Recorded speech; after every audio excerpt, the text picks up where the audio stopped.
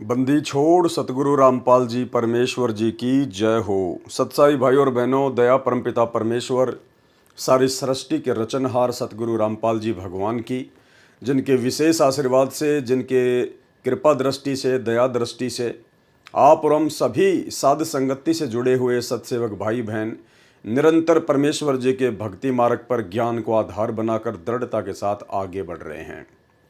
इस कलयुग की बिचली पीढ़ी में साक्षात धरती पर प्रकट पूर्ण ब्रह्म परमात्मा सतगुरु रामपाल जी परमेश्वर जी के विशेष आशीर्वाद के बिना ऐसा बिल्कुल भी संभव नहीं हो सकता था। ये परमेश्वर की विशेष दया जो मालिक ने अपनी शरण में लिया, और शरण में लेने के बाद परमेश्वर ने हमें साध संगति का मौका दिया, क्योंकि परमात्मा कहते हैं कि साध संगति हरि भक्ति बिन कोई न उतरे पार, और निर्मल आदि अनादि है गंदा सब संसार।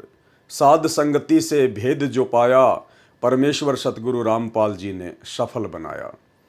आज गुरुदेव भगवान का विशेष आशीर्वाद और साध संगति की बदौलत ही हम पूर्ण ब्रह्म परमेश्वर, जो असंख्य ब्रह्मांडों का स्वामी है, जो निर्गुण रूप में सतलोक में बैठकर सभी का भरण पोषण करता है, वह परमेश्वर स्वयं धरती पर संत रामपाल जी के रूप में प्रकट है, जिनको हम आज पहचान पाए, जान पाए।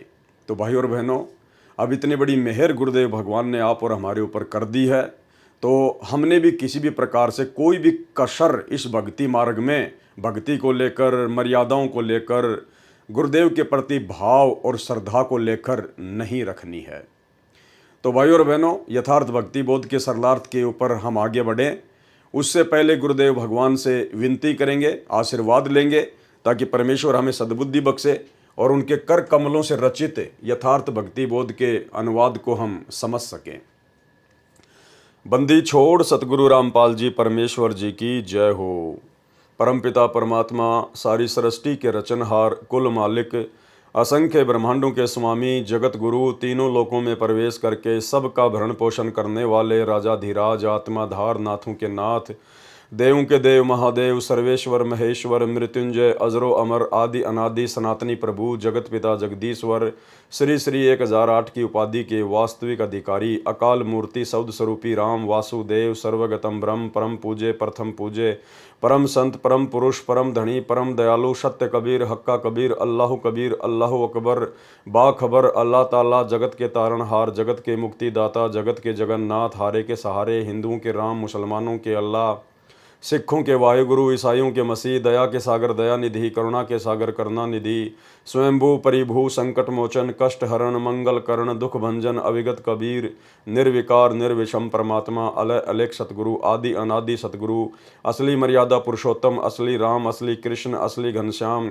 असली मुरारी, राजाओं के राजा, महाराजाओं के महाराजा, शहंशाहों के शहंशाह, सम्राटों के सम्राट, भगवानों के भगवान, अल्लाहों के अल्लाह, प्रभुओं के प्रभु, मसीहाओं के मसीह, सच्चे वाहिगुरु, बाबाओं के बाबा, पीरों के पीर, सेठों के सेठ, जगत सेठ, सावड़सा सेठ, सर्वगुण संपन्न, अनंत कोटि कलाओं के स्वामी, अनंत कोटि ब्रह्मांडों के नायक, योगियों में महायोगी, ध्यानियों में महाध्यानी, सिद्धों में परम सिद्ध, ज्ञानियों में तत्वज्ञानी, ब्रह्म ज्ञानी, महाज्ञानी, परम ज्ञानी, सर्वश्रेष्ठ ज्ञानी, विज्ञानी, युवा कबीर, समरथ कबीर, असमवात, अमित ओजा, सच्चे रहनुमा करीम अल्लाह, सुबहान अल्लाह, दुनिया के अंतिम पैगंबर। 8 सितंबर 1951 से गांव धनाना, जिला सोनीपत, हरियाणा, भारतवर्ष की पावन भूमि पे प्रकट रियल कल की भगवान श्री नारायण साकार हरि श्री बाबा साहेब संत शिरोमणि सतगुरु रामपाल जी परमेश्वर जी के चरण कमल में साध संगति से जुड़े हुए देश विदेश से हम सभी सत्सेवक भाई बहनों का अनंत कोटि दंडवत प्रणाम। तो भाई और बहनों, यथार्थ भक्ति बोध के सरलार्थ में गुरुदेव भगवान के विशेष आशीर्वाद से, उनकी रजा से हम काफ़ी आगे पहुंच चुके हैं, और आज हम चर्चा करेंगे इन वाणियों के माध्यम से परमेश्वर के सतलोक के विषय में। सतलोक में परमेश्वर जी का कैसा रूप है, कैसी उनकी आभा है, और सतलोक में कैसे कैसे ठाट बाट हैं, सतलोक कितना विशाल है, सतलोक में कैसे कैसे आनंद हैं, ये सारा वर्णन आगे इन वाणियों में किया हुआ है। तो गुरुदेव भगवान के आशीर्वाद से, उनके कर कमलों से लिखित इस पुस्तक को पढ़ने मात्र से भी हम बहुत से पुण्य के भागी मिलते हैं। इसलिए हमने बहुत ही ध्यान से इन चीज़ों को पढ़ना चाहिए, देखना चाहिए, क्योंकि हम इस वीडियो को देखकर रात को सो जाएंगे, कोई बड़ी बात नहीं है, लेकिन भाई और बहनों, आत्मा को परमात्मा ने जितना रिचार्ज करना था परमेश्वर ने उतना रिचार्ज उसको जो है वो कर दिया है। जैसे आपके मोबाइल में बैटरी होती है और आपने मोबाइल को चार्जिंग पे लगा दिया, आपका मोबाइल चार्ज हो गया 50%, और किसी कारण से आपका मोबाइल टूट गया, और जब आप बैटरी को निकालेंगे और दूसरे मोबाइल में डालेंगे तो बैटरी 50% ही चार्ज दिखाएगी। तो मोबाइल है शरीर और बैटरी है आत्मा। तो आत्मा को परमात्मा इस प्रकार से हर युग में धीरे धीरे धीरे धीरे रिचार्ज करते हुए, बहुत सारे हमारे को मानव शरीर देते हुए, उन मानव शरीरों के माध्यम से अपनी आत्मा को परमात्मा भक्ति से रिचार्ज करते करते करते करते यहाँ तक लेके आए हैं।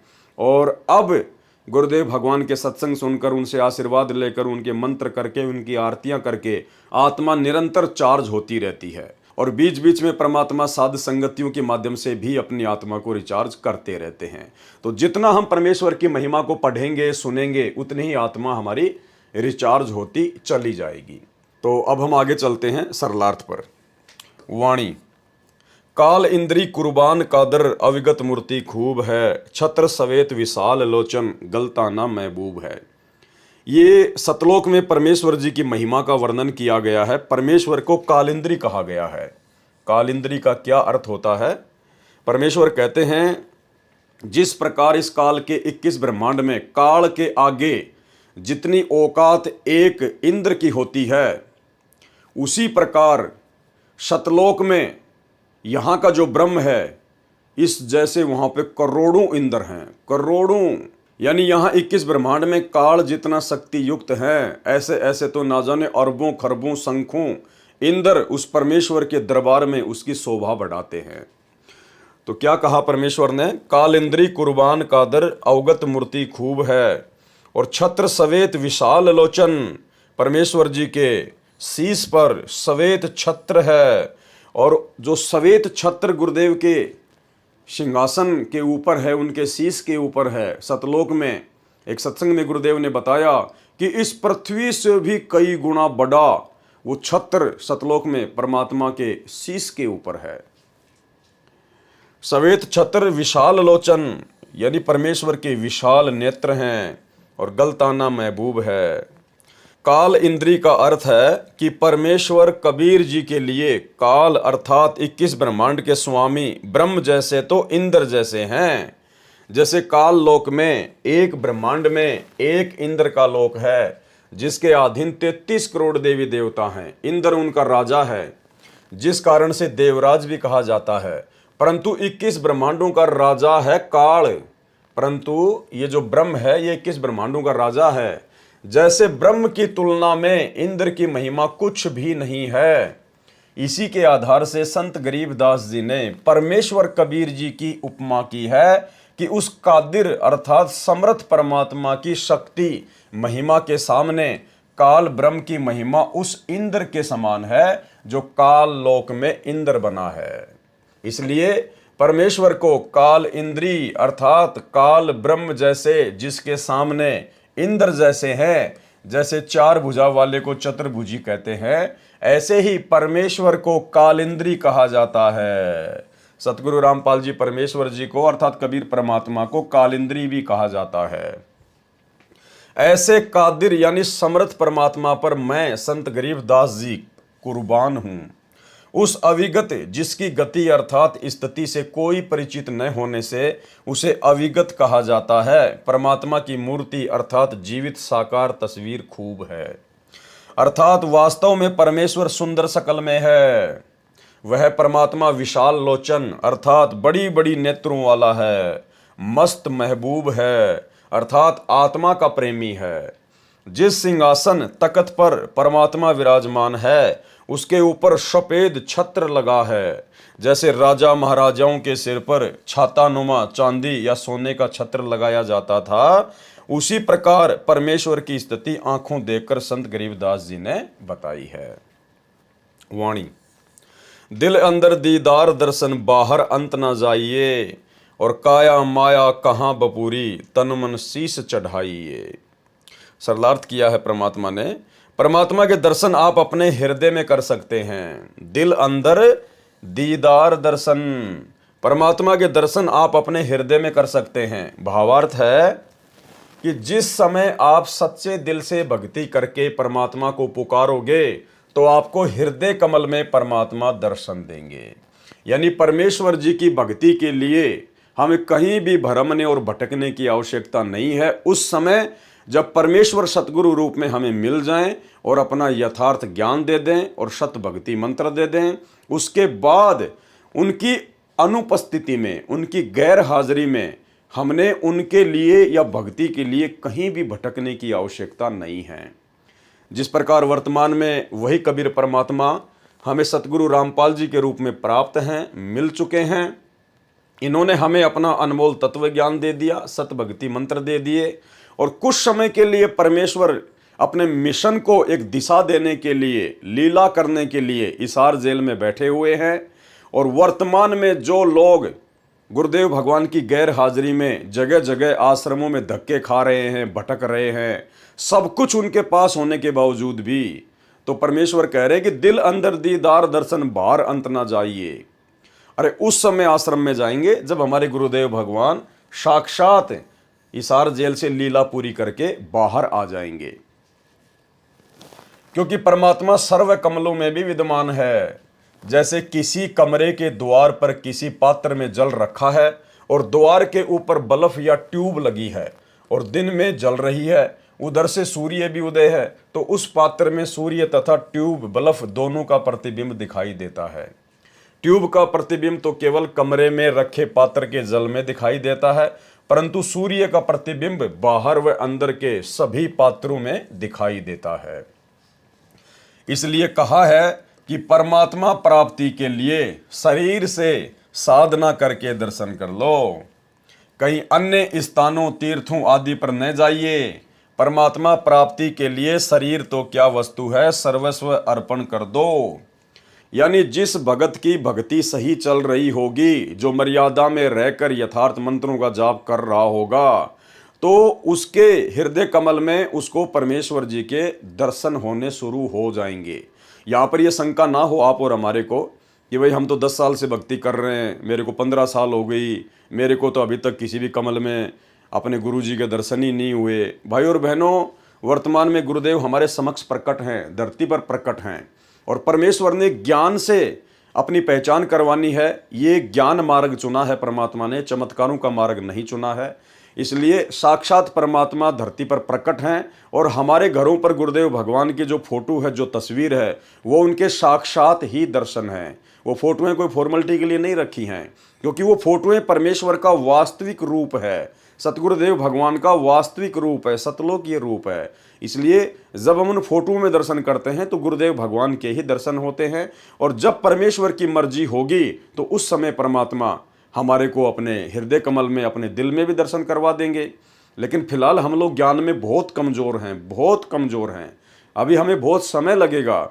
अगर हमारे साथ अभी से ऐसा होने लग गया, हालांकि जो मंत्र हमें गुरुदेव भगवान ने दिए हैं, इन सत भक्ति मंत्रों के थोड़े से जाप से ही चमत्कार होने शुरू हो जाते हैं। लेकिन वर्तमान में आप और हम भक्तों की नादानी को देखकर, आध्यात्मिक कमजोरी को देखकर परमेश्वर जानबूझकर उन कमलों में, उन मंत्रों की साधना से हमारे को दर्शन नहीं दे रहे। अन्यथा हम लोग भ्रमित हो सकते हैं, अहंकार में आ सकते हैं। इसलिए परमेश्वर जी का ऑपरेशन है, परमेश्वर अपने हिसाब से ही उसको चलाएगा, ठीक करेगा। हमने उनकी रजा में राजी रहना है। हमें परमात्मा चाहे किसी भी कमल में दर्शन दे या ना दें, हम अपने गुरुदेव भगवान के दर्शन रोजाना करते हैं, उनकी तस्वीरों के माध्यम से करते हैं और सूक्ष्म रूप में मानसिक तौर पर परमेश्वर का चिंतन मनन करना भी उनके दर्शन ही करने में आता है। तो इस बात को लेकर हमारे मन में शंका नहीं होनी चाहिए।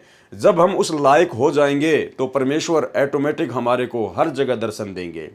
ये कमल तो छोड़िए, खुली आंखों से भी हमारे को हर जगह परमात्मा ही दिखाई देंगे। परमात्मा प्राप्ति के लिए शरीर से साधना करके दर्शन कर लो, कहीं अन्य स्थानों, तीर्थों आदि पर ना जाइए। परमात्मा प्राप्ति के लिए शरीर तो क्या वस्तु है, सर्वस्व अर्पण कर दो।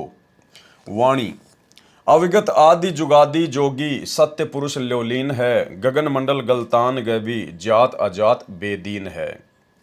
अविगत आदि जुगादि जोगी, ये परमेश्वर जी के बारे में लिखा हुआ है कि सत्य पुरुष परमात्मा गगन मंडल अर्थात आकाश में बने सतलोक में रहता है। गगन मंडल गलतान गैबी, सत्य पुरुष परमात्मा गगन मंडल अर्थात आकाश में बने सतलोक में रहता है।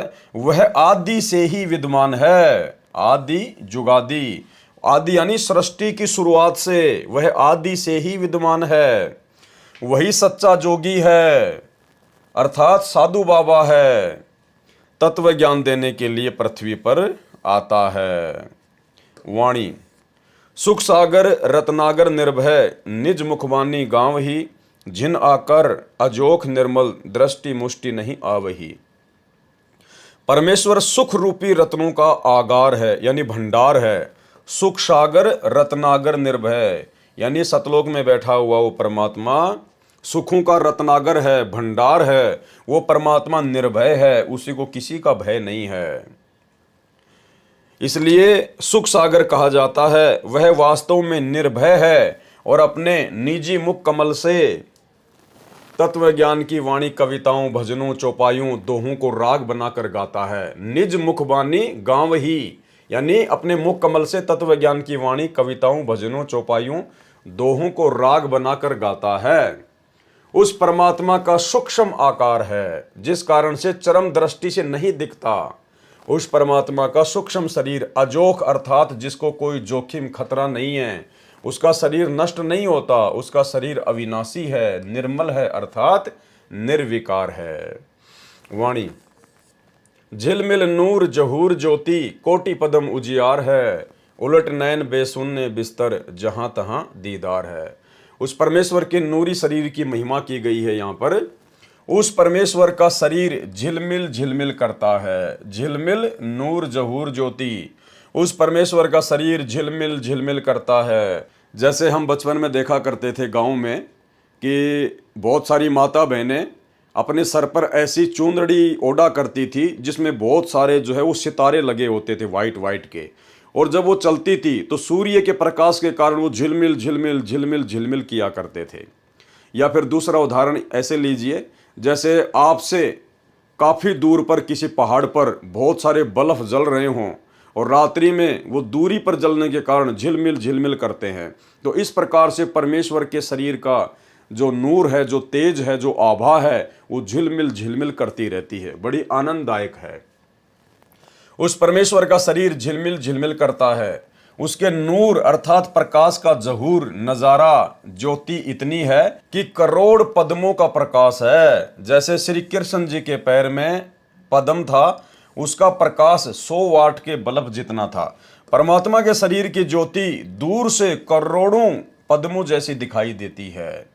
उसको देखने के लिए अपने नेत्रों को संसार से उलटकर हटाकर ऊपर उस शून्य रूप आकाश में लगा, अर्थात जो गुरुदेव भगवान ने हमें साधना दी है, जो मंत्र दिया है सतनाम का, सुरति नृति मन और पवन के साथ में पूर्ण मर्यादा में रहकर हम उन मंत्रों का जाप करें और एक समय हमें उस परमेश्वर के दर्शन होने शुरू होंगे।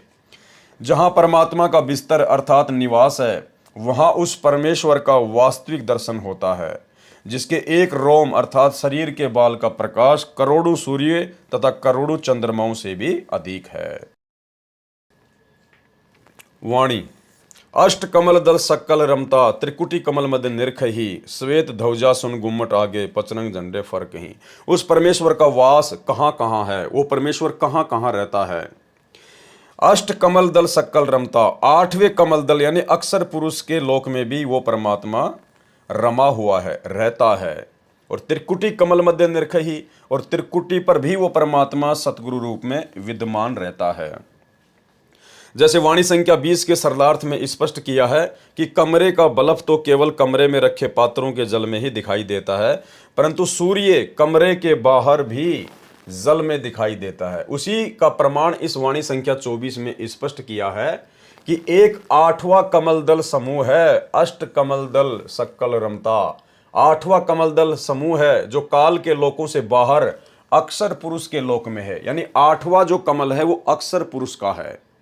काल तक के लोक में ये जो हमारा जो पिंड है, इसमें एक ब्रह्मांड की पूरी रचना है, इसमें केवल 7 ही कमल हैं, 7 ही कमल हैं। 8वां कमल अक्षर पुरुष का है, आठवां कमलदल समूह है जो काल के लोकों से बाहर अक्सर पुरुष के लोक में है, उसमें भी परमात्मा है। इसके साथ साथ सकल अर्थात सर्व स्थानों पर उसकी सत्ता है।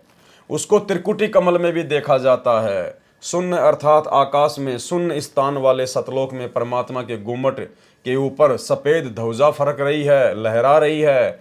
उस गुम्मट नुमा महल में परमेश्वर सिंहासन पर विराजमान है। उस गुम्मट के आगे ऊंचे स्तंभ पर 5 रंग का झंडा अलग से फरक रहा है। यानी ये परमेश्वर जी की और उनके सतलोक की महिमा की गई है। वाणी सुन मंडल सतलोक चलिए, नौ दर मुंद बिसुन है, दिव चिशब्यों एक बिंब देखा, निज श्रवण सुनि धुनी है। ऊपर शून्य रूप आकाश में बने सतलोक में चलो, शून्य मंडल सतलोक चलिए। उसके लिए बाहर के 9 दर 9 द्वारों को मूंद कर बंद करके दिव्य चिश्मों यानी नेत्रों से एक बिंब अर्थात चमकता चेहरा देखा, अपने कानों से सतलोक की धुन अर्थात शब्द की आवाज सुनी। ये गरीबदास जी महाराज जी कह रहे हैं कि जब मैं गया परमात्मा के साथ में तो मैंने इस प्रकार से उस परमेश्वर जी के दर्शन किए। सुन मंडल सतलोक चलिए, 9 दर मुंद बिसुन है, दिव चिशब्यों एक बिंब देखा, निज श्रवण सुनि धुनी है। वाणी चरण कमल में हंस रहते, बहुरंगी बरियाम है, सूक्ष्म मूर्ति श्याम सूरती, अचल अभंगी राम है। यानी आगे अब इन तमाम वाणियों में परमेश्वर का सतलोक में जो नूरी रूप है उसकी महिमा की गई है और परमेश्वर जी के सतलोक की महिमा की गई है। चरण कमल में हंस रहते, बहुरंगी बरियाम है, सूक्ष्म मूर्ति श्याम सूरती, अचल अभंगी राम है। उस परमेश्वर के चरण कमल में अर्थात उनके लोकों में उनकी शरण में हंस निर्विकार भगत जन रहते हैं। वह परमात्मा बहुत भांति से बरियाम अर्थात श्रेष्ठ है, महिमा करने के योग्य है। वह सूक्ष्म मूर्ति अर्थात स्वरूप में श्याम सूरती है। यहाँ पर श्याम सूरती का अर्थ है, जिसका अर्थ है कि शाम के समय सूर्य का प्रकाश धीमा रहता है। उसी प्रकार जब परमात्मा पृथ्वी लोक में आता है, जैसे आज वर्तमान में परमात्मा सतगुरु रूप में पृथ्वी पर आ चुके हैं, तो उनके शरीर का तेज हल्का रहता है। परमेश्वर अपने उस तेजोमय नूरी शरीर को श्याम सूरती यानी हल्का बनाकर वर्तमान में सतगुरु रूप में प्रकट हैं। इसलिए श्याम सूरती कहा है। वह परमात्मा अचल अर्थात कभी न चलने वाला, सदा रहने वाला, अभंगी जो कभी भंग न हो, कभी टूटे ना, अर्थात जिसका किसी समय में विनाश न हो, अर्थात अविनाशी राम है। वाणी नो सुर बंद निशंक खेलो, 10वें दर मुख मूल है, और मालिन कूप अनूप सजनी, बिन बेली का फूल है। भगत को हिदायत दी है कि 9 सुर जो शरीर में 9 सुराग हैं, जैसे 2 नाक, 2 कान, 2 आँखें, 1 मुख, पेशाब इंद्री तथा मल द्वार, ये 9 सुराख 9 द्वार कहे हैं, जिनको बंद करके अर्थात इनसे हटकर 10वां द्वार है सुषुम्ना द्वार। उस 10वें द्वार में मुख अर्थात मुख्य मूल अर्थात मोक्ष की जड़ें हैं। वहां से ऊपर की कठिन चढ़ाई प्रारंभ होती है। हे सजनी अर्थात सखी अर्थात आत्मा, सतलोक में न कोई माली अर्थात बाग लगाने वाला है। माली न कूप अनूप सजनी, सतलोक में न कोई माली अर्थात बाग लगाने वाला है तथा ना सिंचाई के लिए कुआं है। क्योंकि जिस समय ये वाणी संत गरीबदास जी ने बोली थी सन 1730 से 1778 तक, उस समय उस क्षेत्र में सिंचाई कुओं से होती थी। सतलोक में अपने आप प्रभु कृपा से बाग लगे हैं, सिंचाई भी अपने आप होती रहती है। सत्य पुरुष किसी माता से नहीं जन्मा, वह बिन बेली का फूल है, अजन्मा है, बिन बेली का फूल है। यानी जैसे जो फूल वगैरह जो लगते हैं पेड़ पर, वो किसी न किसी बेल से लगते हैं, किसी न किसी वो टहनी से लगते हैं। लेकिन परमेश्वर के विषय में कहा कि वो बिन बेली का फूल है, यानी वो किसी माता से पैदा नहीं हुआ है। वाणी श्वास ऊश्वास पवन को पलटे, नाग फुनी को भूंच हैं, सुरती नृति का बांध बेड़ा, गगन मंडल को कूच हैं। अब भाई और बहनों, ये वाणी बहुत इंपॉर्टेंट है, क्योंकि देखो परमेश्वर ने हमें साध संगत से जुड़े हुए भाई बहनों को वर्तमान में अपने विशेष आशीर्वाद से उस स्थिति में लाके खड़ा कर दिया कि अब हमने परमेश्वर जी के सत भक्ति मंत्रों को, चाहे प्रथम नाम हो चाहे सतनाम हो, हमने विशेष ध्यान से जाप करना पड़ेगा। जो विधि परमेश्वर ने उन मंत्रों के जाप करने की बताई है, सुरति नृत्य मन और पवन के साथ में एकांत में बैठकर एकाग्रचित होकर ध्यान लगाकर अब हमने उस विधि से इन मंत्रों का सुमरण करना पड़ेगा, शुरू करना पड़ेगा। आशीर्वाद गुरुदेव भगवान का रहेगा, अन्यथा भक्ति नहीं बनेगी, उस स्तर की नहीं बनेगी जिस स्तर की भक्ति परमात्मा चाहते हैं। वो समय अलग था, वो शुरुआत का समय था कि नाम उठत नाम बैठत नाम सोवत जागबे, नाम खाते नाम पीते नाम सेती लागबे। बच्चा जब पहली क्लास में आता है तो उसको बोल बोल के पढ़ाया जाता है, गा गा के पढ़ाया जाता है, A for apple, B for ball. और जब वही बच्चा 8वीं 10वीं में चला जाता है तो उस बच्चे को पूरी वास्तविकता समझ में आ जाती है। फिर वो बच्चा बोल बोल कर नहीं पढ़ाई करता कि A for apple, B for ball, फिर वो डायरेक्ट सेंटेंस बोलता है, क्योंकि उसको पता चल गया कि ए से केवल एप्पल ही नहीं है, ए से तो ना जाने हजारों की संख्या में मीनिंग होते हैं। तो इसी प्रकार गुरुदेव भगवान ने आप और हमारे को उस लायक बना दिया साध संगति से जोड़ के कि अब हमने परमेश्वर की भक्ति को, उनके सत भक्ति मंत्रों को विशेष सावधानी से लेना पड़ेगा। श्वास ऊं श्वास पवन को पलटे नाग फुनी को भूंच है, सुरती नृत्य का बांध बेड़ा गगन मंडल को कूच है। श्वास जो बाहर छोड़ते हैं तथा ऊं श्वास जो अंदर लेते हैं, यानी सतनाम के विषय में परमात्मा समझा रहे हैं। इस विधि से जो नाम के जाप को करके वायु को अर्थात श्वास को सूक्ष्म करके नागफनी अर्थात सर्पनुमा नाड़ी जो नाभि के चारों ओर 2.5 लपेटे लगाई है उसका ढीला करना है, उसको ढीला करना है, तब ऊपर चलने का मार्ग मिलता है, तब ऊपर चलने का मार्ग मिलता है। और वो होगा कैसे? वो सतनाम के जाप से होगा। फिर सतनाम का श्वास से सुमरण करता है, आकाश में बने सतलोक की ओर प्रस्थान करना होता है। सुरती नृत्य का बेड़ा बांधने का अभिप्राय है। अब ये ध्यान से सुनना कि हमने इन मंत्रों को किस विधि से करना है और कितनी गहनता से लेना है। सुरती नृत्य का बेड़ा बांधने का अभिप्राय है कि सतनाम का जाप श्वास से मन तथा सुरती नृत्य का समूह बनाकर करने को बेड़ा बांधना कहा गया है। यानी सारे एलिमेंट हमने इन मंत्रों के ऊपर लगाने पड़ेंगे जो विधि गुरुदेव ने जिस मंत्र की बताई है, सुरती नृत्य मन पवन। पुराने समय में दरिया को पार करने के लिए सूखी लकड़ियों को इकट्ठा करके लगभग 20 फुट चौड़ा तथा 3 फुट मोटा बेड़ा बनाते थे, दरिया में डालकर उसके ऊपर बैठकर नदी को पार करते थे। उसी का उदाहरण देकर कहा है कि आत्मा भव सागर से पार होने के लिए सुरती नृत्य मन तथा पवन श्वास को इकट्ठा करके बेड़ा बांध ले। भावार्थ है कि सुमरण करते समय मन सुरती नृत्य और श्वास मंत्र के जाप पर लगी रहे, ऐसा सुमरण सफल होता है। क्या बताया परमात्मा ने? ऐसा सुमरण सफल होता है। मन कहीं गया, श्वास कहीं चल रही है, माला हाथ में चल रही है, ये सुमरण सफल नहीं होता। और ये कौन सी स्थिति है कि नाम उठत नाम बैठत नाम सोवत जागबे, नाम खाते नाम पीते नाम सेती लागबे। उस स्थिति में क्या होगा? मन कहीं गया, श्वास चल रहा है, माला हाथ में चल रही है, यह सुमरण सफल नहीं होगा। वो केवल भक्ति की शुरुआत तक ठीक था, जिस समय हमें संपूर्ण ज्ञान नहीं होता है, हम इस भक्ति से भगवान से इतने परिचित नहीं होते हैं। तो परमात्मा चाहते हैं कि ये जैसे भी खाता पीता उठता बैठता है, दौड़ता भागता मंत्रों को करता रहे, और जब ये आगे बढ़ेगा, सत्संग सुनेगा, ज्ञान होगा, तो एक दिन विधि से भी करेगा। तो भाई और बहनों, अब हमने परमेश्वर के द्वारा जो विधि बता दी गई है, सुरती नृत्य मन और पवन से एकाग्रचित होकर कुछ समय हमने परमेश्वर के सुमरण के लिए निकालना पड़ेगा। यानी विधिवत हमने जाप करने पड़ेंगे, अन्यथा बात नहीं बनेगी, कमाई हमारी नहीं बन पाएगी। परमेश्वर कबीर जी ने कहा है, कबीर माड़ा तो कर में फिरे और जीव फिरे मुख माही, और मनवा तो 10 दिशा फिरे, ये तो सुमरण नाही। वाणी सुन ले जोग बिजोग हंसा, शब्द महल को सिद्ध करो, ये गुरज्ञान विज्ञान वाणी, जीवित ही जग में मरो। अब ये वाणी भी बहुत ज़्यादा इंपॉर्टेंट है आप और हमारे लिए, सत्सेवकों के लिए, सुमरण को लेकर।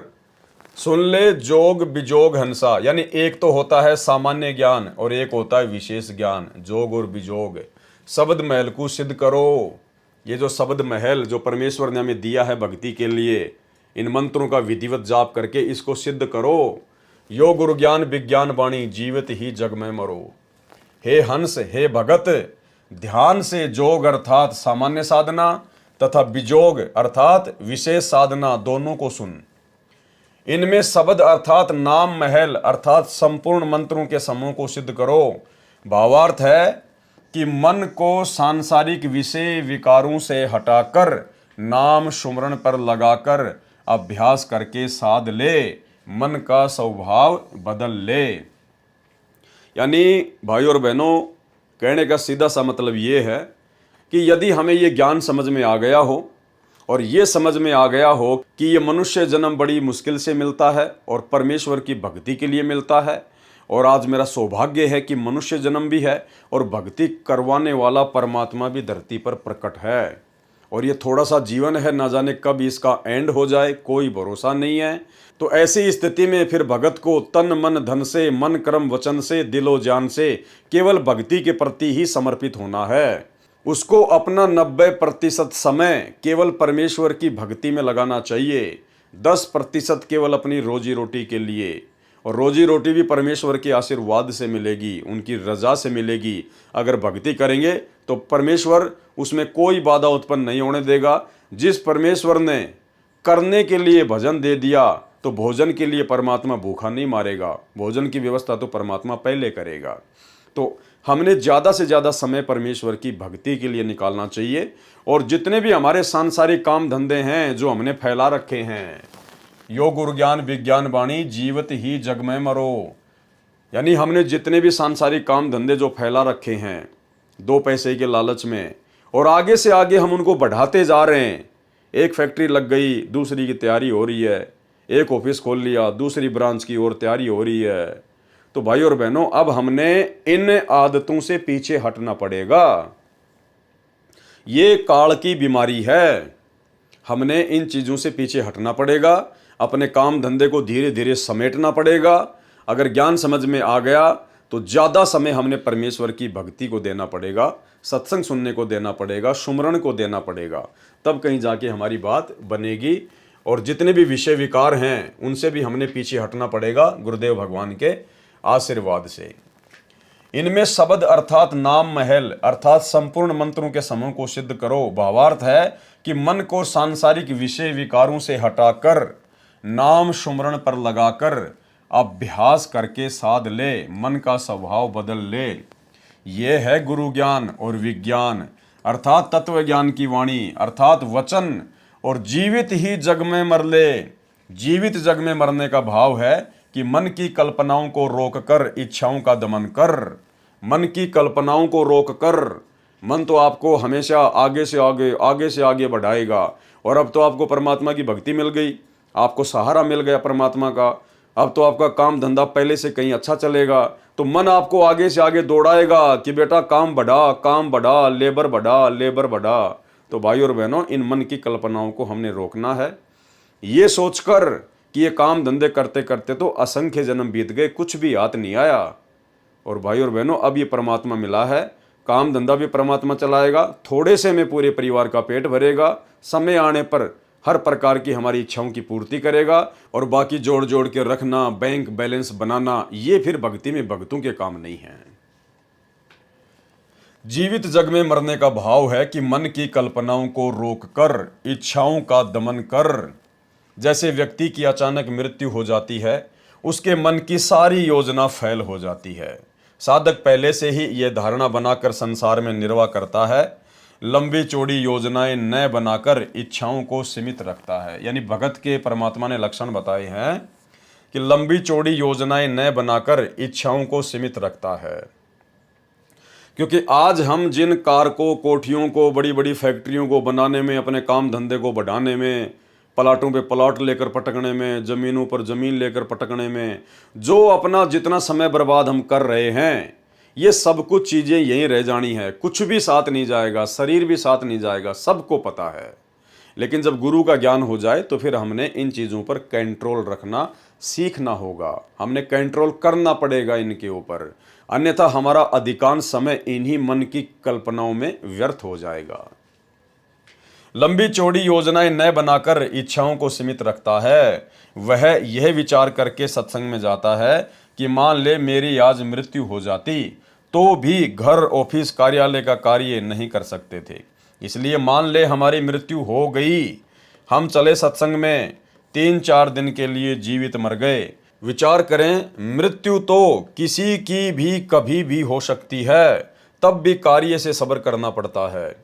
सर्व कार्य सदा के लिए छूट जाता है, वह हानि भी हो जाती है जो मरने वाले की कमाई मेहनत व्यापार न करने से होनी है, उसकी क्षतिपूर्ति कभी नहीं हो सकती। जो भगत जीवित मरकर सत्संग में 3-4 दिन के लिए गया था, उसके अभाव में 3-4 दिन में जो व्यवसाय में हानि होनी थी उसकी क्षतिपूर्ति तो वह फिर से कर सकता है, क्योंकि वह परमानेंट नहीं मरा है, वह तो जीवित मरा है। वैसे तो भक्तों के सत्संग में जाने से कभी हानि नहीं होती, लाभ ही होता है।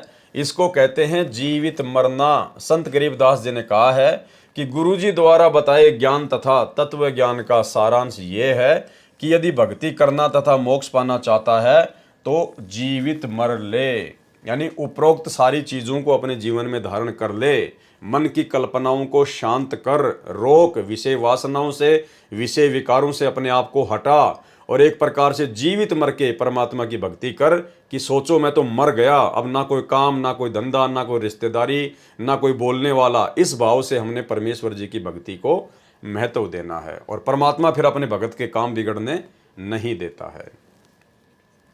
वाणी, उज्ज्वल हिरंबर श्वेत भोरा अक्षय व्रत सतबाग है, जीतो काल विशाल सोहम तरतीवर बैराग है। अब भाई और बहनों, ये जो आदरणीय गरीबदास जी महाराज जी की वाणियां हैं, ये गूढ़ ज्ञान है, इनमें बहुत सारी भाषाओं के शब्दों का समावेश है और ये वाणियां एक कैप्सूल रूप में है, यानी कैप्सूल के अंदर एक बीमारी का समाधान छुपा होता है। तो ये एक बार के कोई देखने से या पढ़ने से आप और हमारी समझ में नहीं आएंगी। कोई ये सोचे कि भाई हम तो पढ़ रहे हैं, हमारी समझ में नहीं आ रही ये वाणियाँ, तो ये मुझे भी कोई एक बार कोई पढ़ने से या देखने से समझ में नहीं आ रही हैं, लेकिन आत्मा चार्ज हो रही है, आत्मा अंदर से इस ज्ञान को स्वीकार जो है वो कर रही है। और धीरे धीरे जब हम इन वीडियो को बार बार देखेंगे, परमेश्वर की इस पुस्तक को जब कभी हम पढ़ेंगे, कभी हम गुरुदेव के सत्संग सुनेंगे, इन वाणियों का जिक्र आएगा, क्योंकि आने वाले समय में परमात्मा गरीबदास जी की वाणियों पर ही सत्संग करेंगे। बाकी ब्रह्मा विष्णु महेश का बाप कौन है, उसकी माँ कौन है, दुर्गा का पति कौन है, ये परमात्मा ने बता दिया जो बताना था। वो डीवीडी भर चुकी हैं, मेमोरी कार्ड भर चुके हैं, सत्संग यूट्यूब पर पड़े हैं, जिसको वो प्रमाण देखने वहां जाकर देखो। आने वाले समय में परमात्मा केवल वाणियों का ही खुलासा करेंगे, तो फिर हमें ये वाणियां भी धीरे धीरे समझ में आने लगेंगी। इसलिए यदि किसी भाई के मन में इस प्रकार का भाव उठ रहा हो कि मेरे तो कुछ समझ में नहीं आ रहा, मेरे तो कुछ जो है पल्ले नहीं पड़ रहा, भाई ये पल्ले एक बार में नहीं पड़ती हैं, इनको पल्ले लगाने के लिए बहुत सारा समय देना पड़ता है, इनको बार बार इनको पढ़ना पड़ेगा, परमात्मा के सत्संगों को ध्यान से सुनना पड़ेगा। इसलिए आप केवल इनको पढ़ते जाइए, देखते जाइए, आत्मा को उसकी खुराक मिलती जा रही है और बाकी धीरे धीरे समझ में आने लग जाएंगी। उज्ज्वल हिरंबर श्वेत भोरा अक्षय व्रत सतबाग है, जीतो काल विशाल सोहम तरतीवर बैराग है। सतलोक को अक्षय वृक्ष सतबाग कहा है, श्वेत भोरा आत्मा को कहा है, क्योंकि सतलोक एक अविनाशी स्थान है। भगत काल लोक में मैले विचारों वाला काला भंवरे जैसा हो चुका है। ये भगत उत्तम कर्म करके सत्य साधना करके उज्जवल सफेद हंस बनकर जाता है, अर्थात पवित्र होकर सतलोक में जाता है। उसके लिए बताया है कि सोहम आदि आदि जो भक्ति के संपूर्ण मंत्र हैं, उनको तरतीवार प्राप्त करके तरतीवर बैराग है। तरतीवर का मतलब होता है तरतीवार, कर्म अनुसार। जैसे परमात्मा 3 क्रम में हमारे को नाम दीक्षा देते हैं, उसको कहते हैं तरतीवार। उसको तरतीवार प्राप्त करके, जैसे पहली बार दीक्षा में 7 मंत्र दिए जाते हैं, दूसरी बार में सतनाम की दीक्षा दी जाती है, फिर तीसरी बार में सारनाम देकर दीक्षा क्रम पूरा किया जाता है। इसको तरतीवार बैराग धारण करना कहते हैं। मोक्ष के लिए वैराग्य कर ले, संसार के अस्थायी सुख तथा संपत्ति संतान से मोह कम करके वास्तविकता को ध्यान में रखकर साधना करने को संत जी ने कहा है, जिससे काल के जाल से मुक्त हुआ जा सकता है। इसे काल को जीतना कहा गया है। वाणी, मनसा नारी कर पनिहारी, खाखी मन जहाँ लिया, कुंभक काया बाग लगाया, फूले हैं फूल बिसा लिया। यानी मनसा का मतलब परमात्मा ने बताया हमारी इच्छाएं, फालतू की ये कल्पनाएं जो मन पैदा करता है, तो हम इनको कैसे सेट करें, तो उसके लिए परमात्मा ने बताया मनसा नारी कर पनिहारी। अब ये पनिहारी क्या होती है? इस साखी में उपमा अलंकार है। मन की कल्पनाओं को उस औरत की तरह भक्ति तथा शुभ काम में लगाए रख, जैसे पहले के समय में पानी लाती थी, उसको सारा दिन पानी लाने में ही व्यस्त रहना पड़ता था, उसको पनिहारी कहा जाता था। खाखी मन जो अज्ञान से प्रेरित होकर सांसारिक चौंचलों वैभव को प्राप्त करने के लिए मनसा अर्थात कल्पनाएं करता रहता है, खाखी मन जहां मालिया, यह कल्पनाओं का बाग लगाने वाला माली है। खाखी मन, ये जो मन है, जो काल है, ये क्या है? एक प्रकार से माली है। ये इस मन को यहाँ की खाकी थोथी जो कल्पनाएं हैं उनके अंदर लगाए रखता है। मकान बना ले, गाड़ी ले आ, वो प्लाट सस्ता मिल रहा है वो ले ले। तो परमात्मा कहते हैं इसको कैसे शांत करना है, कैसे रोकना है। यह कल्पनाओं का बाग लगाने वाला माली है ये मन। उस मनसाधारी अर्थात कल्पनाओं को श्वास श्वास से नाम का जाप का पानी लाने वाली पनिहारी नारी बना ले, अर्थात व्यस्त रख। जैसे वो औरत सारा दिन पानी लाने ले जाने में लगी रहती थी, वो पनिहारी। इसी प्रकार से जो मंत्र आप और हमें दे दिया है सतनाम या प्रथम नाम, तो परमात्मा कहते हैं इसको श्वास श्वास या जो विधि गुरुदेव ने जिस मंत्र की बताई है उसको लगाए रख, ताकि वो मन जो है व्यस्त रहे और फालतू की जो ये कल्पनाएं होती हैं ये उसको सोचने का मौका ना मिले।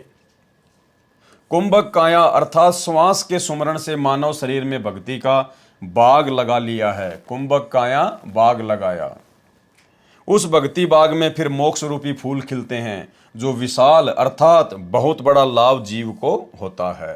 कुंभक काया बाग लगाया, फूले हैं फूल बिसा लिया। वाणी, कच्छ मच्छ कूरम्ब धोलम, शेष सहस फुन गाँव ही, नारद मुनि से रटे निज दिन, ब्रह्मा पार न पावही। पौराणिक लोग मानते हैं कि मत्स्य अवतार, कच्छप अवतार तथा कूरम्ब, धोल, शेषनाग ये सभी सृष्टि को सहारा दिए हुए हैं। संत गरीबदास जी ने इन पौराणिक धारणाओं का खंडन किया है। पारख के अंग में कहा है कि गरीब कूरम्ब ऊपर शेष है, शेष शीश पर धोल, धोल दरनी ले रहा, यह पड़ी ज्ञान की रोल। पौराणिक व्यक्तियों की धारणा है कि सृष्टि इस प्रकार ठहरी है। कूरम्ब यानी कछुए के ऊपर शेषनाग बैठा है, शेषनाग के सिर पर धोल अर्थात बैल खड़ा है, बैल ने अपने सींग पर पृथ्वी उठा रखी है। संत गरीबदास जी ने कहा है कि यह तो ज्ञान में रोल अर्थात भूल भुलैया लगी है। वाणी में खंडन किया है, गरीब कूरम्ब किसके आसरे और कौन शरण है शेष, बटक बीज विस्तार है समझे ज्ञान नरेश। गरीब अनंत कोटि ब्रह्मांड का एक रति नहीं भार, सतगुरु पुरुष कबीर है कुल के सिरजन हार। प्रथम वाणी की प्रथम पंक्ति में प्रसन्न किया है तथा प्रथम वाणी की दूसरी पंक्ति तथा दूसरी वाणी में उत्तर दिया है कि आप कहते हो कि कूरम्ब के ऊपर शेष है, तो कूरम्ब किसके सहारे रुका हुआ है? जब कूरम्ब को कहीं से सहारा नहीं तो शेष किसकी शरण में है, अर्थात शेष नाग को किसने रोका है? उत्तर दिया है कि यह सर्व रचना ऐसे है जैसे बटक यानी बड़ अर्थात वट वृक्ष की उत्पत्ति राई जैसे दाने अर्थात वट के बीज से होती है, फिर वह आगे आगे बढ़ता और फैलता चला जाता है। इसका रहस्य कोई ज्ञान नरेश अर्थात महाज्ञानी तत्वदर्शी संत ही जानता है। वास्तव में असंख्य ब्रह्मांडों के सर्जनहार परमेश्वर कबीर जी ही हैं और सतगुरु रूप में प्रकट होकर उन्होंने ये ज्ञान स्वयं ही बताया है। अनंत ब्रह्मांडों को एक दूसरे से आकृति आकर्षित करके रोका है, यह परमात्मा की शक्ति से ही। गुरुत्व आकर्षण सर्व ग्रहों तथा ब्रह्मांडों में कार्य कर रहा है। परमेश्वर ने सर्व संसार की रचना करके अपनी शक्ति से चला रखा है। जैसे वैज्ञानिकों ने रॉकेट बनाकर प्लूटो ग्रह पर भेजा है, जो 9 वर्ष तक चलकर उसकी कक्षा में चक्कर लगा रहा है। इसी प्रकार परमात्मा कबीर जी ने सर्व ब्रह्मांडों की संरचना ऐसे की है कि ये अपने आप चल रहे हैं तथा चक्कर लगा रहे हैं। इनका समय निर्धारित कर रखा है, तब तक ये चलते रहेंगे। परमेश्वर पर इनका कोई भार नहीं है। जैसे कि मानव ने हवाई जहाज बना रखा है जो आकाश में उड़ता है, मानव उसके ऊपर सवार है, इसी प्रकार परमेश्वर ने सर्व ब्रह्मांडों की रचना करके चला रखा है, उड़ा रखा है तथा स्वयं भी उसी पर बैठे हैं। वाणी संख्या 32 ब्रह्म वेदी का सरलार्थ चल रहा है।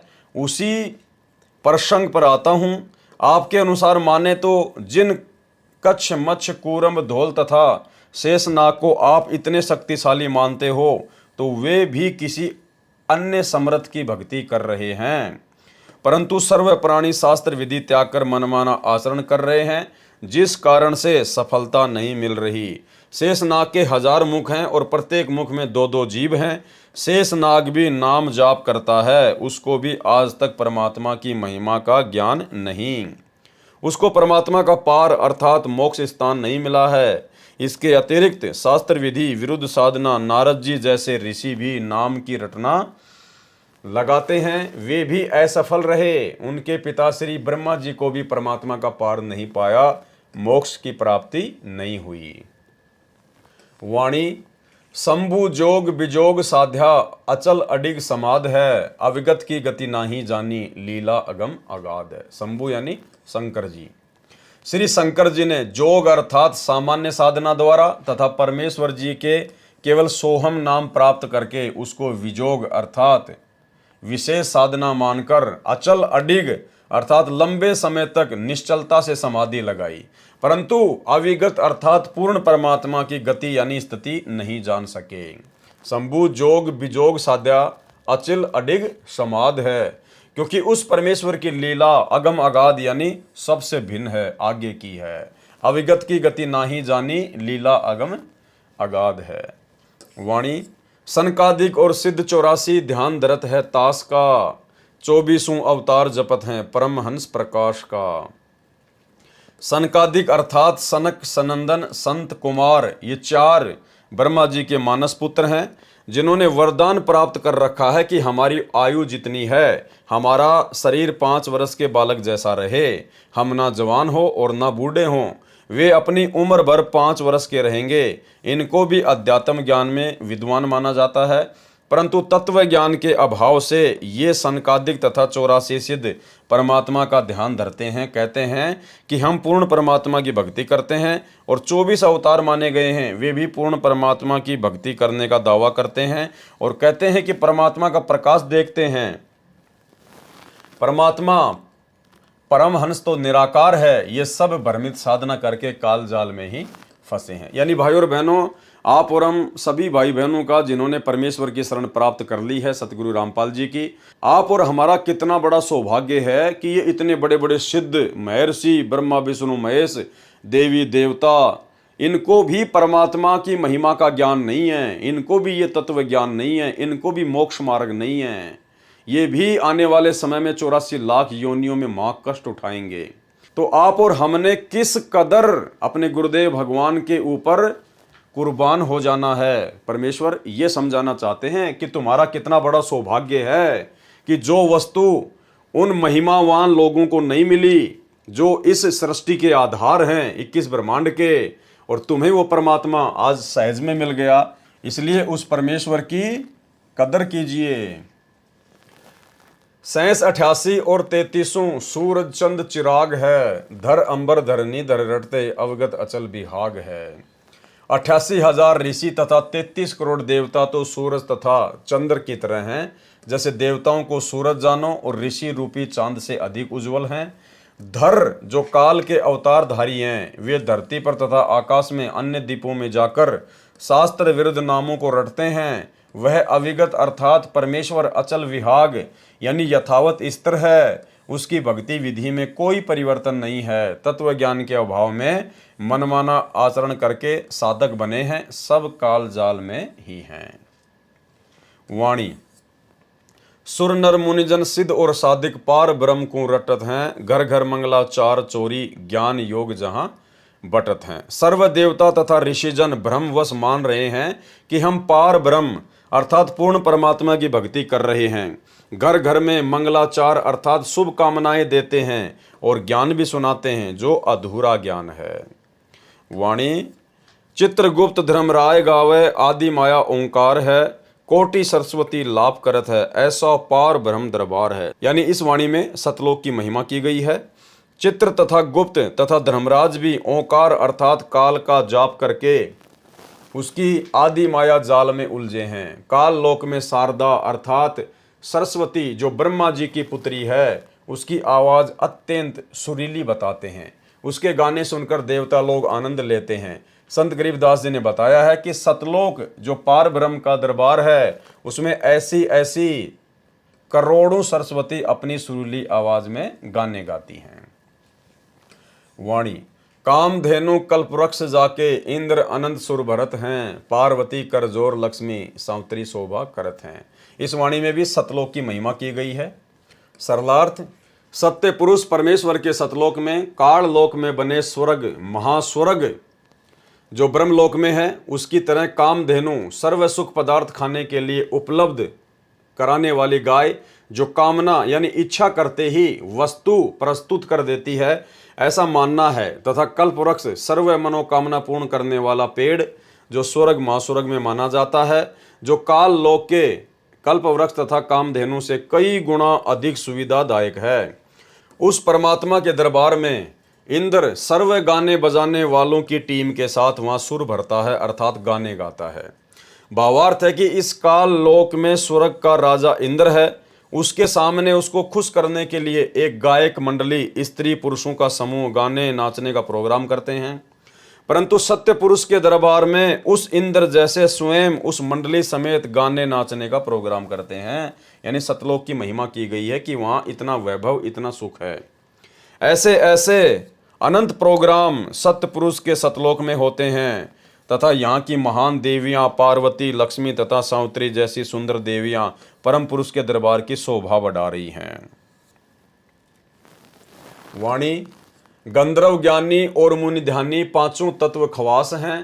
त्रिगुण तीन बहुरंग बाजी कोई जन बिरले दास है। गंधर्व एक देव श्रेणी है, वे विद्वान भी माने जाते हैं तथा मुनि ध्यानी अर्थात ऋषिजन ध्यान बहुत करते हैं। ऐसे ऐसे सतलोक में अनेकों हंस हैं और पांचों तत्व उस सतलोक में नौकर हैं। काल लोक में तो पांच तत्व प्रधान हैं, क्योंकि यहाँ सर्व रचना पांच तत्व से बनी है। त्रिगुण यानी ब्रह्मा रजगुण विष्णु सतगुण तथा शिव तमगुण है। ये तीनों यहाँ काल लोक में प्रधान है। इन्हीं पांचों तत्व तथा तीन गुणों से काल की सर्वबाजी अर्थात रचना व्यवस्थित है। परंतु यहाँ पर सब अभिमानी है। दास अर्थात नम्र भगत तो कोई कोई है। वाणी ध्रुव प्रहलाद अगाध अग है जनक विदेयी जोर है। चले विमान निदान विद्या धर्मराय की बंद तोड़ है। काल की भक्ति करने वाले ध्रुव तथा प्रहलाद जैसे बहुत अगाध यानी सर्वोपरि भक्ति वाले अगय यानी आगे पहुंचे हुए माने जाते हैं। और जनक विदेयी को भी इसी श्रेणी में लेते हैं, जो विमान में बैठकर स्वर्ग गए थे। रास्ते में नरक में 12 करोड़ प्राणी कष्ट झेल रहे थे। राजा जनक विदेयी ने अपनी भक्ति से आधे पुण्य उनको संकल्प करके दे दिए, जिस कारण से वह नरक खाली हो गया। धर्मराज का विधान है कि जिसका जितना नरक समय है वह नरक में कष्ट भोगेगा, और जिसका जितना समय स्वर्ग में है वह उतने समय स्वर्ग का सुख भोगेगा। परंतु राजा जनक जी ने वह बंद तोड़ दिया, अपने पुण्यों का आधा हिस्सा देकर उनका वह नरक समय समाप्त कर दिया, जिस कारण से वे 12 करोड़ प्राणी स्वर्ग में चले गए। परंतु राजा जनक को काल ने लूट लिया, उसके आधे पुण्य समाप्त कर दिए, जिस कारण से वह पुण्यात्मा शीघ्र पुण्यहीन होकर पुनर्जन्म को प्राप्त हुई और सिख गुरु नानक जी के रूप में श्री कालूराम मेहता खत्री के घर पंजाब की धरती पर जन्मे। अब देखो भाई और बहनों, इसमें बहुत सारी बातें हैं। परमेश्वर के आगे काल की कोई औकात नहीं है। काल केवल उतना ही सोच सकता है जितना परमात्मा चाहते हैं। अब काल ने सोचा कि मैंने राजा जनक को लूट लिया, मैंने उसके आधे पुण्य लूट लिए, और जब तक इसके पुण्य इन 12 करोड़ आत्माओं के साथ में रहेंगे तब तक तो मैं इनको जो है स्वर्ग में बैठा दूंगा, और जैसे पुण्य समाप्त होंगे फिर इनको इनका वो कर्म भोगने के लिए मैं इनको नरक में डाल दूंगा। और मैंने राजा जनक के आधे पुण्य लूट लिए। ठीक है, काल की सोच अपनी थी, लेकिन ये रजा परमात्मा की थी, ये गुरुदेव भगवान की मर्जी थी। क्योंकि भाइयों और बहनों, युगों युगों से परमात्मा उस आत्मा के साथ में थे, और कलयुग की पिछली पीढ़ी में उस आत्मा को मनुष्य जन्म देकर उनको पार भी करना था। तो परमेश्वर की दया थी, अगर राजा जनक के वो पुण्य परमात्मा समाप्त ना करवाते तो 650 साल पहले यानी 550 साल पहले आदरणीय नानक जी का जन्म ही नहीं होता धरती पर। क्योंकि परमात्मा ने उनके उसी हिसाब से वो पुण्य काल के माध्यम से नष्ट करवा दिए, ताकि जब परमात्मा सन 1398 में इस कलयुग के प्रथम चरण में आए तो उसके थोड़े समय बाद में वो राजा जनक वाली आत्मा भी नानक जी के रूप में जन्म लेकर धरती पर आ जाए। तो सोचिए भाइयों और बहनों, जैसे ही राजा जनक के पुण्य समाप्त हुए, काल ने उसको नीचे पटक दिया। अब यदि राजा जनक अपने वो आधे पुण्य उन 12 करोड़ आत्माओं को ना देता तो भाइयों और बहनों 550 साल पहले वो यहाँ पे जन्म लेकर पैदा ही ना होता, क्योंकि उसके आधे पुण्य और शेष होते और ना जाने कितने समय तक वो ऊपर ऐश करता, आराम करता। तो सब कुछ परमेश्वर ने सेट किया हुआ है। काल केवल खुश हो जाता है कि मैंने बहुत अच्छा कर दिया, मैंने उसको लूट लिया, मैंने ये कर लिया। लेकिन परमात्मा जिन आत्माओं के साथ में है, उन आत्माओं का अकाउंट फिर परमात्मा के अकॉर्डिंग होगा, सबका नहीं होता। जो परमेश्वर के हंस होते हैं, जो किसी कारण से भक्ति छोड़ देते हैं, त्याग देते हैं, लेकिन जो गुरुद्रोही नहीं होते, उनके साथ फिर परमात्मा रहता है, फिर उनका अकाउंट परमात्मा के हाथ में होता है। तो सारा खेल ये सतगुरु रामपाल जी भगवान का, उस कबीर भगवान का था। दूसरी ओर 12 करोड़ आत्माओं को नरक से निकलवाकर स्वर्ग ले गए। इस कारण से वाह वाह प्रशंसा के पात्र बने, परंतु अपना भक्ति धन लुटा दिया। फिर वे 12 करोड़ प्राणी राजा जनक द्वारा दिए पुण्य का समय स्वर्ग में भोगकर फिर उसी नरक में डाले गए। उनका जो नरक भोगने का समय शेष बचा था वह तो भोगना ही पड़ा। तत्व ज्ञान न होने के कारण राजा जनक ने उपकार भी किया, परंतु उन 12 करोड़ आत्माओं को कोई लाभ नहीं हुआ, क्योंकि उनको नरक तो भोगना ही पड़ा। कुछ समय स्वर्ग में रहकर क्या लाभ हुआ? कुछ नहीं, क्योंकि आम व्यक्ति ये मानता है कि कुछ समय तो सुख मिला उन 12 करोड़ प्राणियों को। परमेश्वर कबीर जी ने संत गरीबदास जी को तत्व ज्ञान दिया था, उसके आधार से वह कुछ समय के लिए मिला सुख व्यर्थ है। यदि पुण्य नरक में न आना पड़ता तो राजा जनक जी का उपकार सराहनीय था। वह सतनाम सारनाम की सत्य साधना से संभव है। इसलिए कहा है कि राजा जनक भी लुटे गए और उन 12 करोड़ प्राणियों को भी पुण्य नरक भोगना पड़ा। राजा जनक ने जो कार्य किया वह जोर है, अर्थात खूब है, प्रशंसा के योग्य है। ऐसे ऐसे और भी बहुत से धर्मात्मा हुए हैं, परंतु तत्व ज्ञान में कहा है कि आत्म प्राण उद्धार ही ऐसा धर्म नहीं हो, यानी जो किसी आत्मा का उद्धार कर दे, उसका मोक्ष करवा दे, उससे बढ़कर और कोई धर्म नहीं है। और ये धर्म वर्तमान में सतगुरु रामपाल जी परमेश्वर जी के हाथ में है। भावार्थ है कि यदि जीवात्मा का जन्म मरण, कभी स्वर्ग कभी नरक का चक्कर कोई छुड़वाता है तो उससे बढ़कर कोई धर्म नहीं। ये कार्य परम संत ही कर सकते हैं। कौन कर सकते हैं? परम संत ही कर सकते हैं। और वे परम संत स्वयं कबीर परमात्मा है, जो आज धरती पर सतगुरु रामपाल जी के रूप में प्रकट हैं। वाणी गोरख दत्त जुगादी जोगी नाम जलंधर लीजिए, भरतरी गोपी चंदा सीजे ऐसी दीक्षा दीजिए। बड़े साधकों के नामों में गोरख दत्तात्रेय जलंधर नाथ जैसे एक युग तक योगी अर्थात साधक बनकर साधना करके सिद्ध बने। उनको जैसा ज्ञान था उसके आधार से उन्होंने सच्चे मन से साधना की, परमात्मा प्राप्ति के लिए सर्व न्योछावर कर दिया। भले ही उनको पूर्ण मोक्ष प्राप्त नहीं हुआ, परंतु उनका प्रयत्न एक सच्चे संत तथा भगत वाला था।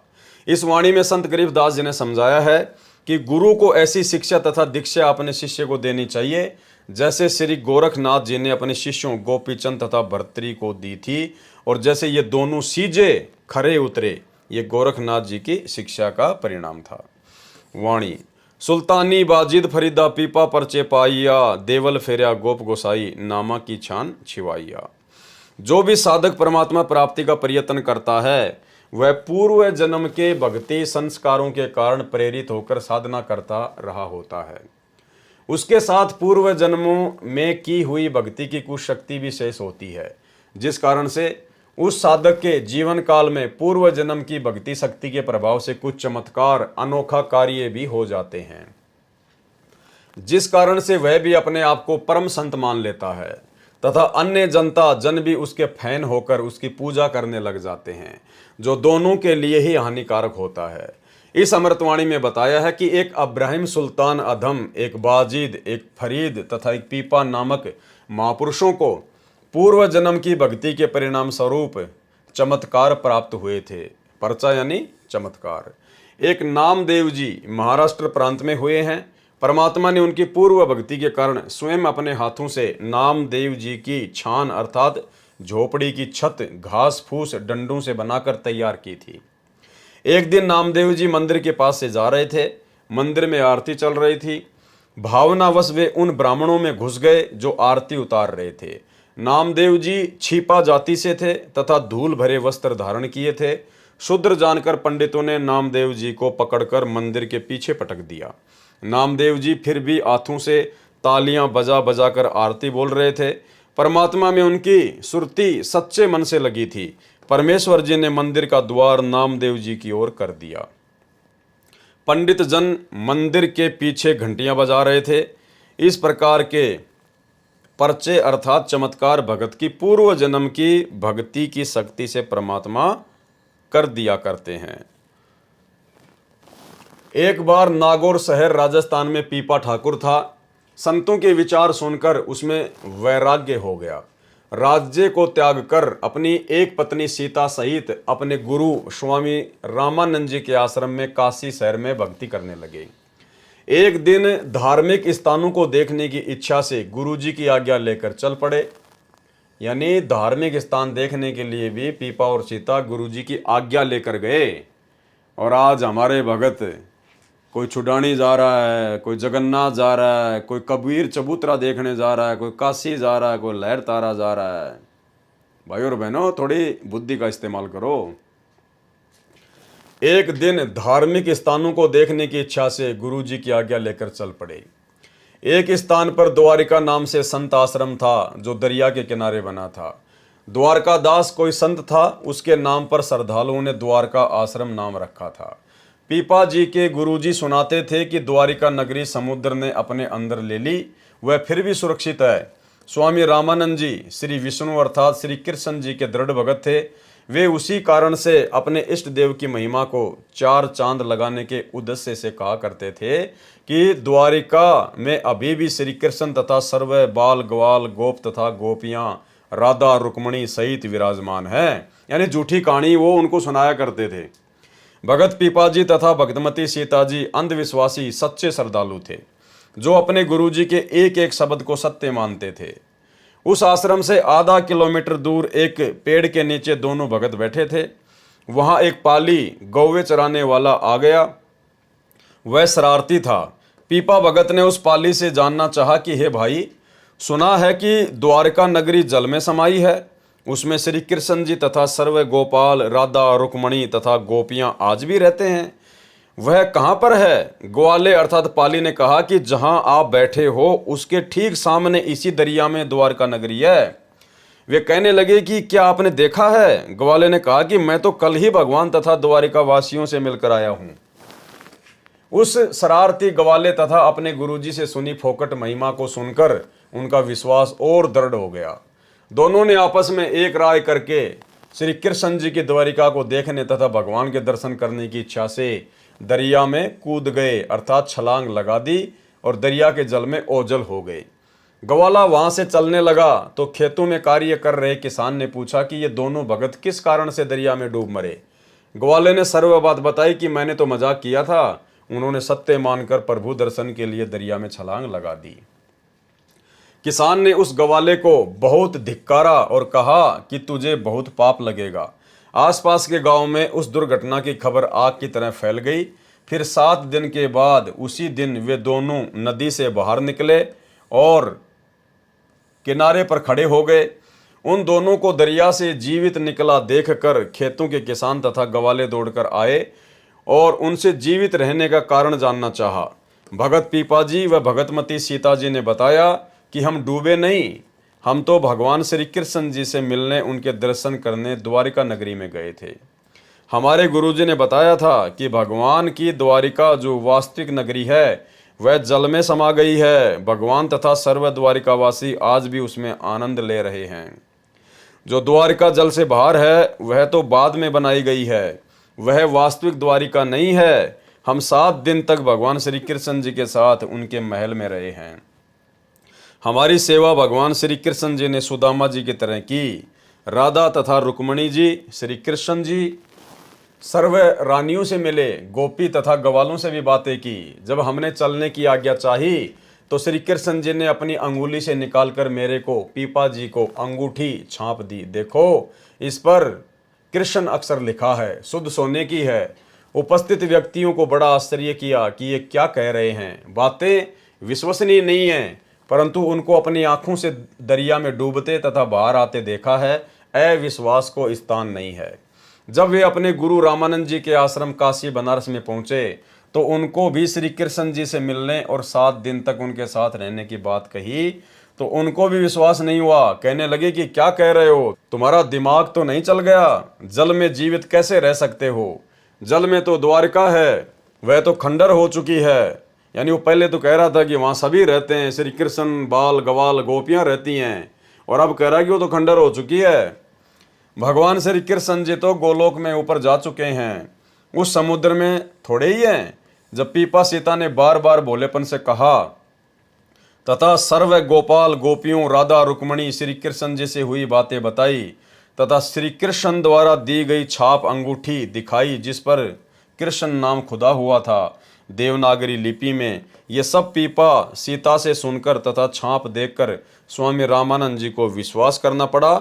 वह छाप वर्तमान में बनारस के श्री द्वारिकाधीश मंदिर में सुरक्षित है। इसलिए वाणी में कहा है कि पीपा परचा पाइया, अर्थात पीपा जी को परमात्मा का चमत्कार प्राप्त हुआ। अब भाइयों और बहनों, ये तत्व ज्ञान है और गुरुदेव भगवान के आशीर्वाद से इसको समझा जा सकता है। इसमें बहुत सारे भेद हैं। जिस समय समुद्र में पीपा और सीता जी ने छलांग लगाई उस समय वो पीपा जी और सीता जी नहीं थे, वो स्वयं परमात्मा थे। उन्होंने दोनों रूप बना रखे थे और परमेश्वर जी ने भक्ति को जीवित रखने के लिए और लोगों के दिलो दिमाग में इस बात को जो है वो ताज़ा रखने के लिए कि यहाँ पर द्वारिका थी, श्री कृष्ण जी था, उसका अस्तित्व था, इस बात को बनाए रखने के लिए ताकि लोगों की आस्था भक्ति और भगवान में बनी रहे इस बिचली पीढ़ी तक। ये सारा खेल परमात्मा सतगुरु रामपाल जी ने अर्थात कबीर भगवान ने किया। कैसे? उससे पहले पीपा जी के साथ में एक घटना और घटी थी। भाई, पीपा तो एक राजा था, नागौर का, राजस्थान का। उसके पास में कोई सिद्धियां नहीं थी, उसके पास में ऐसा कुछ भी नहीं था, और वो अपनी पत्नी सीता के साथ में, रामानंद जी के साथ में भक्ति करने के लिए निकल पड़ा।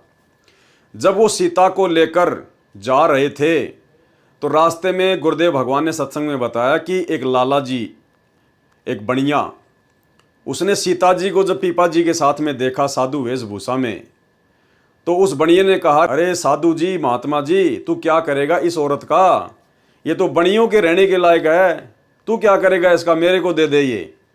तो पीपा जी ने कहा कि भाई रख ले, मैं भी इससे दुखी हूँ, परेशान हूँ, तू इसको रख ले। और सीता जो है वो बनिए के पास में चली गई। ना पीपा जी ने कुछ उससे लड़ाई झगड़ा किया, और जब पीपा जी ने कहा कि तू इसको रख ले तो सीता ने भी कुछ नहीं कहा, वो उस लाला जी के पास में रह गई। अब लाला जी शाम को जब गया उसके पास में, वो जब चौबारे में वो बैठी हुई थी, लाला जी ने उसको ऊपर बैठा दिया अपने चौबारे में। शाम को लाला जी गया नहा धो के, तो जैसे उसने दरवाज़ा खोला तो बेड पर जो सीता थी वो शेरनी बन के बैठी हुई। अब उसको देखते ही वो लाला जी तो बिल्कुल हक्का बक्का रह गया, वो तो डर गया, घबरा गया। परमात्मा ने पूरा उसका विवरण किया है। दौड़ के गया पीपा जी के पास में, बोले महाराज महाराज, बोले हाँ, बोले माई को ले आओ। नहीं, बोले रख वहीं पे, बहुत सुंदर है वो तो। नहीं नहीं, बोले मेरा कालजा पाटस है, बोले माई को ले आओ। फिर वो पीपा जी गए, उसको वापस लाए, वो सीता बन के बैठी हुई थी। तो भाई पीपा तो एक राजा था और सीता उसकी रानी थी, वो बेचारे कहाँ से शेर बन जाते, कहाँ से शेर नहीं बन जाती। ये सारी लीला परमात्मा करता है। क्यों की परमात्मा ने ये लीला? क्योंकि मालिक को पता था कि पीपा और सीता के साथ में ये घटना घटनी थी। वो बनिया उनको इस प्रकार से बातें बोलना था। और पीपा राजा था, राजा में अहंकार होता है, घमंड होता है, अभिमान होता है, उसको सहन नहीं होती, लड़ाई झगड़ा हो जाता। और साधु संतों में ये बात शोभा नहीं देती है। तो सारा खेल ये परमात्मा ने खेला। परमात्मा ही सीता बना, परमात्मा ही पीपा बना, परमात्मा ही शेरनी बना। और सीता और पीपा को तो जिंदगी में कभी पता भी नहीं चला होगा कि कौन शेर बन गया और कौन शेरनी बन गई। इसलिए परमात्मा कहते हैं कि गुप्त रूप में सब काम सार दे, जो भी विपदा आन पड़े। और ऐसी स्थिति भाई और बहनों वर्तमान में है। आप और हमारे ऊपर संकटों का ढेर है, लेकिन सतगुरु रामपाल जी परमेश्वर जी ने हमसे भक्ति करवाने के लिए उन संकटों को गुप्त रूप में हल्का किया हुआ है। इसलिए वर्तमान में भक्ति करते करते भी, मर्यादाओं में रहते रहते भी, यदि भगत के ऊपर थोड़ा बहुत कोई संकट आता है तो ये सोच के चलना चाहिए कि भयंकर संकट था, परमात्मा ने हल्के में कर रखा है। संत शरण में आने से आई टले बला, जय मस्तक में सूली हो, कांटे में टल जा। उनकी एक प्रसिद्ध कहानी ये बताते हैं कि एक बार एक सेठ जवान सा था और सीता बहुत सुंदर थी, रानी थी।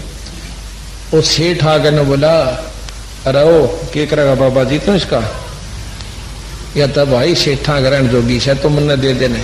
सीता ओ पीपा ने बोला, ले जान बीरा, मैं भी दुखी हो रहा सिस्टम है। हाँ सारी आने भाई 24 घंटे चौकसी रखनी पड़े, ले जाए से। सेठ ले आया, मुंह अंधेरे सी दिन में, शांत सी, ऊपर चौबारे में बिठा दी अपनी दुकान के में, और खूब नहा धोकर, सीता ने बोली नहा धोकर आइए। बोला अच्छा। जब वो गहना नहा धोकर कुआड़ खोले तो शेरनी बनी बैठी, बाणिए पैड़ काला में नोकुला करता करता तड़ा आगे देता, और थोक बुढ़िया लांगड़ रही लेकर पीपा जी दो रहा है। बोला नो शने साधु जी कहाँ, उमाई ने लिया। बोला ना उड़े राख तो मैं क्या मेरी जा क्या हो गया जब ईसा अगर मेरी गेल चल मेरा कालजा पाटे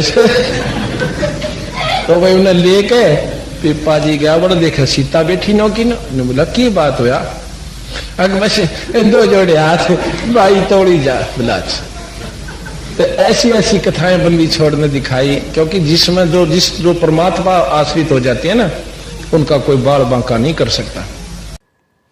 जैसा कि इसी में स्पष्ट किया है कि परमात्मा भगत की पूर्व जन्म की भक्ति की शक्ति के आधार से इस तरह की लीला करता है। कौन करता है? परमात्मा करता है, भगत की भक्ति की शक्ति के आधार से, ताकि भगत की तथा अन्य जनता जनों की परमात्मा में आस्था बनी रहे। परंतु जब तक तत्वदर्शी संत नहीं मिलता, तब तक आत्मा का कल्याण नहीं हो सकता। चाहे कितने चमत्कार हो जाओ, कितने ही महान बन जाओ, कितनी प्रसिद्धि प्राप्त कर लो, जब तक तत्वदर्शी संत नहीं मिलता, जो तत्वदर्शी संत वर्तमान में बड़े सौभाग्य से आप और हमें प्राप्त हो चुके हैं। वाणी छान छिवाई गऊ जीवाई, गणिका चढ़ी विमान में, सदना बकरे को मत मारे, पहुंचे आन निदान में। भगत नामदेव को हुए चमत्कारों में से ही परमात्मा ने बताया कि संत नामदेव जी की झोपड़ी की छान घास फूस की छत छवाई अर्थात डाली थी। एक समय दिल्ली के बादशाह को नामदेव की ख्याति का अर्थात प्रसिद्धि का पता चला। परीक्षार्थ दिल्ली बुलवाया। राजा मुसलमान था। दरबार में एक गाय को तलवार से काटकर मार दिया तथा संत नामदेव जी से कहा कि यदि तेरे श्री कृष्ण में शक्ति है तो इसे जीवित कर दे, नहीं तो तेरी जीवन लीला यहीं समाप्त हो जाएगी। नामदेव जी ने गाय के पैर छुए और परमात्मा से अर्ज की। गाय उसी समय जीवित हो गई। राजा ने भगत से क्षमा याचना की। ये तो पूर्व जन्म की भक्ति से चमत्कार हो रहे थे। फिर परमात्मा अपने विधान अनुसार अच्छी भगतात्माओं को मिलता रहता है। भगत नामदेव जी को परमात्मा संत रूप में मिले, उनको तत्व ज्ञान समझाया और सतनाम रूपी चार्जर लगाकर उनकी बैटरी चार्ज करने की विधि बताई, अर्थात सत्य साधना के लिए सत्य मंत्र देकर भक्ति शक्ति बढ़ाने को कहा। तो भाई और बहनों, आज के वीडियो में केवल परमात्मा ने सतलोक की महिमा और कुछ ऐसी वाणियाँ थी जो कहानियों के रूप में थी, जिसको परमेश्वर जी हमें सत्संगों में बहुत बार जो है वो सुना चुके हैं, बता चुके हैं। इसलिए ज़्यादा कुछ विस्तार से बताने की आवश्यकता महसूस नहीं हुई, क्योंकि वैसे तो परमात्मा ने सारा सरलार्थ किया ही हुआ है। लेकिन जहाँ जहाँ आवश्यकता पड़ेगी, जो विशेष पॉइंट होगा उसी के ऊपर परमात्मा दास को निमित्त बनाकर खुलासा करवाएंगे। बाकी नॉर्मल रूप से परमात्मा ने जो वाणियाँ लिखी हैं उनको हम पढ़ेंगे। पढ़ने मात्र से भी हमारे को जो है लाभ प्राप्त होता है, आध्यात्मिक जो है वो पुण्य प्राप्त होते हैं। तो आज के वीडियो में केवल इतना ही। कल परमेश्वर की दया से नित्य नियम के सरलार्थ का समापन होगा, क्योंकि कल का जो वीडियो होगा वो नित्य नियम के ऊपर लास्ट होगा। उसके बाद फिर अगले दिन से सेम रात्रि 9 बजे कंटिन्यू हम लोग असुर निकंदन रमेणी के सरलार्थ के ऊपर वीडियो बनाएंगे। तो आज की वीडियो में केवल इतना ही। परमेश्वर हम सबको सद्बुद्धि दे। और भाई और बहनों, ये जो आप देख रहे हैं बहुत अच्छी बात है। साध संगति बहुत ज़रूरी है, परमेश्वर जी का आदेश है, उनकी आज्ञा है। लेकिन परमेश्वर की भक्ति को हमने प्रथम रखना है। साध संगति की वीडियो देखना बहुत अच्छी बात है, जानकारी होगी, हौसला बढ़ेगा, हिम्मत बढ़ेगी, ज्ञान होगा, भक्ति में रुचि पैदा होगी। लेकिन भक्ति की शक्ति से हमारा आत्म कल्याण होगा। और भक्ति जो सतगुरु रामपाल जी परमेश्वर जी ने हमें दी है वो है। तो जिस प्रकार परमेश्वर हमें आदेशित करते हैं कि रोजाना कम से कम 1 घंटा सत्संग सुनना, और जो मंत्र दे दिए हैं कम से कम जो प्रथम मंत्र है उसकी 1 माला कम से कम, ज़्यादा करो तो आपकी मर्जी। सतनाम जिसको मिला हुआ है कम से कम उसकी 5 माला, यानी 500 मंत्र तो कम से कम सतनाम के होने चाहिए। बाकी आप चाहे 2000 करो, 5000 करो, वो आपकी मर्जी, आपकी मौज, जितना करोगे उतना फ़ायदा। और 5 यज्ञ जो परमेश्वर ने हमें बताए हैं वो हम नियमित रूप से करते रहें, गुरुदेव भगवान से विनती करते हुए। तो परमेश्वर की भक्ति को हमने प्रथम स्थान देना है। बाकी ये दास के वीडियो, साध संगति के वीडियो, ज्ञान आधारित वीडियो, ये केवल हमारे विश्वास को बढ़ाने के लिए हैं, जो समय समय पर जरूरी हैं। लेकिन सबसे महत्व हमारे लिए गुरुदेव भगवान की भक्ति है, उसको हमने भूलना बिल्कुल भी नहीं चाहिए। तो आज के वीडियो में केवल इतना ही। परमेश्वर हमें आज्ञा दें, आशीर्वाद दें। बंदी छोड़ सतगुरु रामपाल जी भगवान की जय हो।